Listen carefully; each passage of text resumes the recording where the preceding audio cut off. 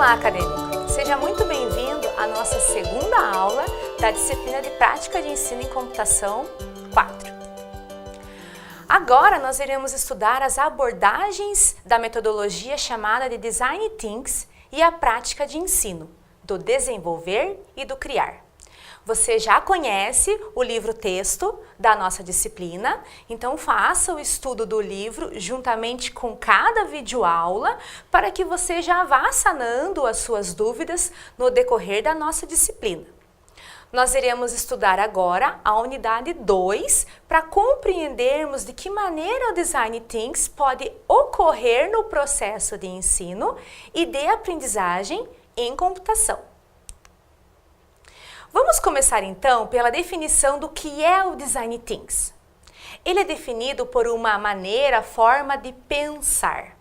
Segundo Parsons, é uma metodologia que propõe aprender a observar e empatizar efetivamente com as pessoas. Técnicas de geração de ideias, incluindo a construção de protótipos, apresentando ideias, experiências e gerenciando equipes interdisciplinares de especialistas. O Design Thinking é um meio pelo qual se desenvolve, projeta e se pensa criticamente sobre inovações e soluções com criatividade. Mas o que envolve então o Design Thinking? Vejamos lá. O Design Thinking envolve se colocar no lugar da outra pessoa. Como professores, é fundamental que nos coloquemos no lugar dos nossos alunos para que então nós pensemos no processo de ensinar e de aprender. Pois o Design Thinking possibilita a empatia e o entendimento das motivações e necessidades das pessoas. O Design Thinking tem 4 características específicas como: é centrado no ser humano, é colaborativo, ou seja, ninguém trabalha sozinho, ninguém é uma ilha. Unir competências múltiplas, enriquecer então o processo de ensinar e de aprender e abrir espaço para a criatividade.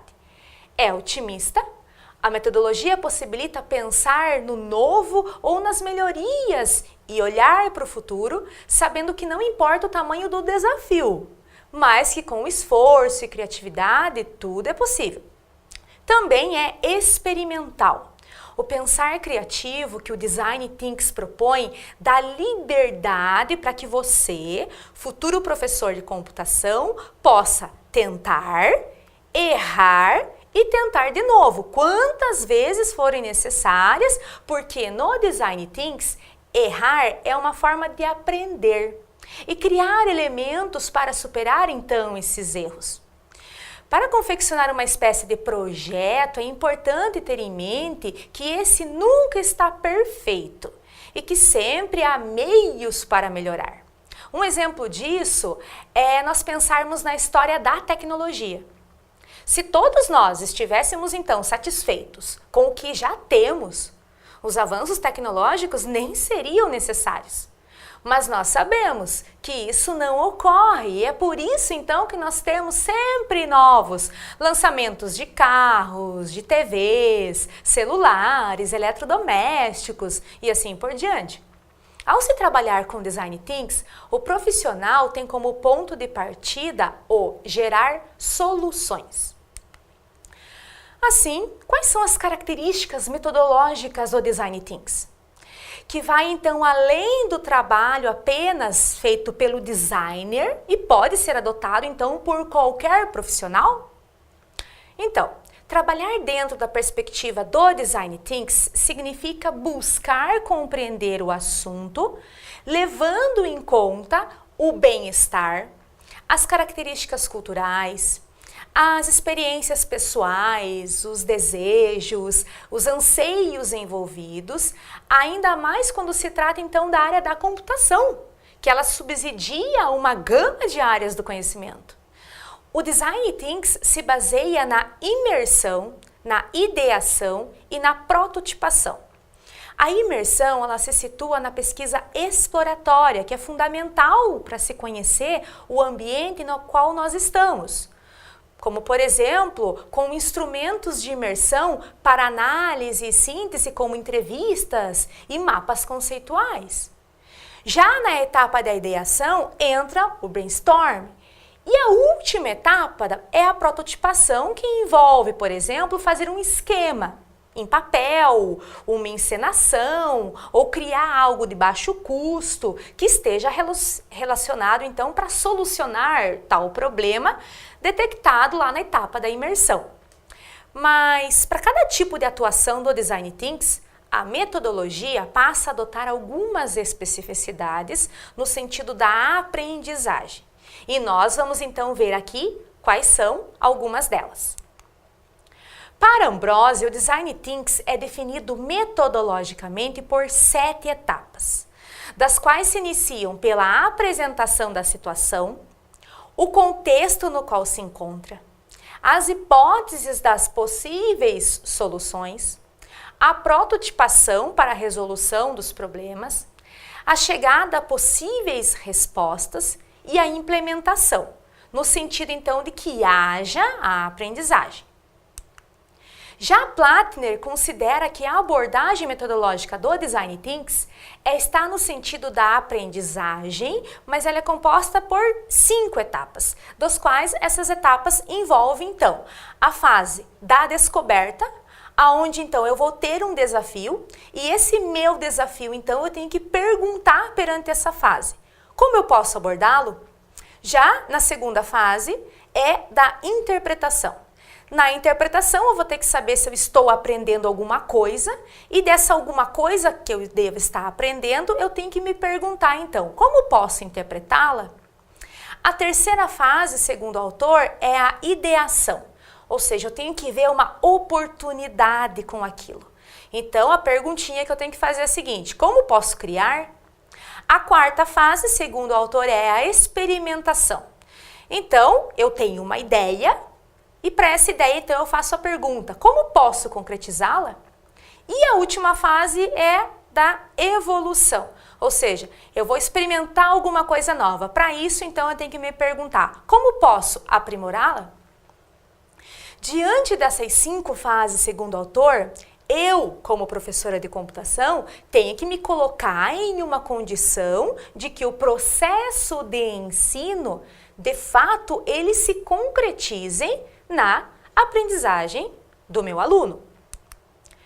Pois bem, nós temos outras abordagens do Design Thinking, segundo Meinel, por exemplo, que podem ocorrer em formato de círculos ou não. Essas etapas, elas não são caminhos lineares, segundo os autores, mas elas podem ser constantemente avaliadas e revisadas. Como os caminhos, eles podem percorrer de maneiras diferentes de acordo com cada pessoa, os processos, então, de definir um problema, de buscar a necessidade de melhorar a prática, no sentido de focar nos envolvidos, o idealizar, o construir protótipos e efetivar os testes necessários para a solução do problema, ele não ocorre de maneira linear. E para o nosso caso, como professores, nos permite que a cada momento da aula nós podemos então voltar e refletir sobre a nossa prática docente, se de fato nós estamos objetivando o que previamente nós planejamos. Essa abordagem do Design Thinks pode contribuir no sentido de organizar os nossos planejamentos didáticos para a sala de aula. Também, uma outra abordagem do Design Thinks é de acordo com Stickdorn. Então, dentro de uma perspectiva que garanta a resolução de problemas, a abordagem ela está centrada em ideias, alternativas e oportunidades, que é diretamente proporcional ao tempo para executá-las. Nela, as etapas da descoberta, definição, desenvolvimento e chegada à solução do problema, elas se organizam em momentos de divergência e convergência, no sentido de proporcionar, então, aos envolvidos respostas às situações, problemas que sejam reais. Mas, e se nós pensarmos em sala de aula? Como o Design Thinking ocorre nesse ambiente? Vejamos lá. O Design Thinking na sala de aula requer do professor uma abordagem estruturada, para que ele promova ideias inovadoras e exercite então esse conteúdo que vai ser trabalhado em sala de aula. Nesse sentido, os nossos alunos, eles contemplarão os momentos de descobrir, interpretar, idealizar, experimentar e evoluir. Nós estamos vendo aqui, pessoal, várias propostas e caminhos para nós trabalharmos com o Design Thinking. Não existe apenas uma única maneira correta de se trabalhar com essa metodologia. Você, futuro professor, pode escolher aquela que mais se adapte à sua identidade de professor, avaliando qual delas é a mais adequada segundo as suas intenções no ambiente escolar. Então, nós podemos nos perguntar: o que o Design Thinking me oferece como professor de computação? Vejamos lá. Bom, como professor, o Design Thinking me oferece liberdade, engajamento dos meus estudantes, confiança, soluções individuais e coletivas, colaboração mútua e ensino-aprendizagem recreativo. Mas será que o Design Thinking se limita apenas ao processo do ensinar e aprender focado na didática? Vamos ver lá. Segundo Lohr, o Design Thinking na educação promove apoio à formação de professores, a abordagens metodológicas para o ensino e a aprendizagem e para o aprimoramento dos conteúdos presentes no currículo da escola. Mas de que jeito? Então, no sentido de que ele promove o trabalho de maneira multidisciplinar e colaborativo entre vários especialistas com os estudantes, porque ele foca na empatia dos envolvidos, tanto dos professores quanto dos próprios alunos, bem como na criatividade e na inovação de ambos para a prototipagem e a experimentação, sempre mirando então para que haja solução da situação-problema, que vai ser, no caso, comum a todos os envolvidos. As possibilidades de se utilizar a metodologia do Design Thinking em material pode ser, como por exemplo, histórias em quadrinhos, materiais concretos, pode ser poemas, músicas, peça de teatro, cartazes e tantas outras ideias. Caberá então ao professor a propor o que é mais adequado para cada situação problema da qual então se queira solucionar. E dentre vários dos aspectos dos quais nós podemos utilizar dentro do Design Thinking, nós vamos ver e vamos nos centrar então no uso específico do mapa conceitual. Aqui nós temos então plotado um mapa conceitual. Ele se trata então de uma ilustração com balões ou caixas e aqui está colocado como exemplo o próprio significado do que é um mapa conceitual. Ele é uma organização visual gráfica feita com uma hierarquia de conceitos com palavras de conexão. O mapa conceitual é uma maneira de organização de dados que facilita então o entendimento do conceito central do tema, possibilitando uma compreensão rápida, tanto para os envolvidos quanto para terceiros. Nesse sentido, dentro do Design Thinking, é importante que você, futuro professor de computação, compreenda como um instrumento, como por exemplo, como o mapa conceitual pode contribuir para a aprendizagem de um conceito da computação e que seja de fato compreendido então pelos seus estudantes. Mas de que maneira seria isso?